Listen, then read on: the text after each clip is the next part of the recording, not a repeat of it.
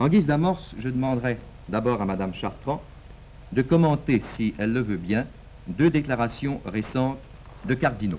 La première est du cardinal Léger. Il disait au Concile: la véritable fin du mariage, c'est l'amour conjugal, âme et corps. Ce sont les personnes qui doivent être aimées pour elles-mêmes.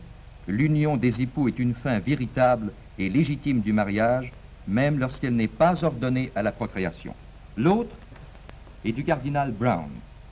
Il disait, lui, la fin primaire du mariage est la procréation et l'éducation des enfants. La fin secondaire est l'aide mutuelle et un remède à la concupiscence. C'est cela le mariage tel que l'a toujours défini l'Église romaine. Madame Chartrand, la parole est à vous. Bien, je vous avouerai que je suis beaucoup plus d'accord, et uniquement d'accord, avec la déclaration du cardinal Léger. Non pas que, comme catholique, parce que, disons qu'on doit obéissance à un évêque, mais parce que ça me paraît sensé, et parce que c'est une conception personnelle que j'ai. Je trouve que l'Église catholique a vécu d'une façon absolument, sur des données absolument archaïques en matière de sexologie, et que la rigueur extrême de la morale sexuelle catholique est vraiment, disons, inhumaine. Et ce deuxième cardinal, je crois qu'il fait du mariage qu'un simple instrument de procréation.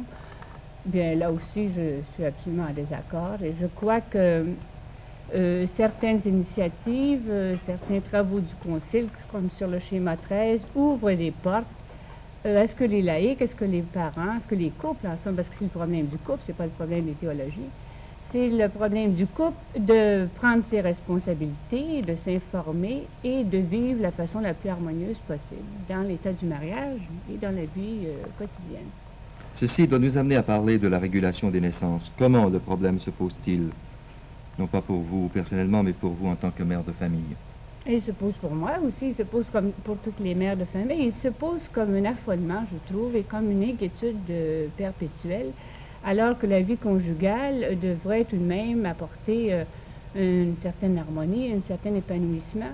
Et à mon point de vue, c'est parce qu'on a considéré la femme surtout comme une mère en puissance, même au niveau des écoles ménagères, c'est une mère en puissance, même si elle a 17 ans, au lieu d'être une étudiante ou une jeune fille qui étudie. Alors, ça me paraît très faussé, cette optique que la femme est d'abord une mère, et des distinctions entre mère et épouse.